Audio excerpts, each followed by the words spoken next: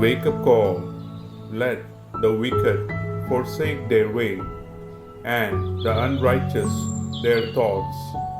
Let them return to the Lord, that he may have mercy on them, and to our God, for he will abundantly pardon.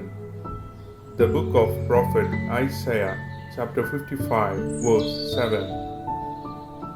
ദുഷ്ടൻ തൻ്റെ മാർഗവും അധർമ്മി തൻ്റെ ചിന്താഗതികളും ഉപേക്ഷിക്കട്ടെ.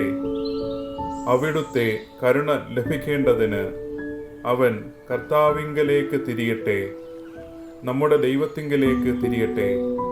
അവിടുന്ന് ഉദാരമായി ക്ഷമിക്കും.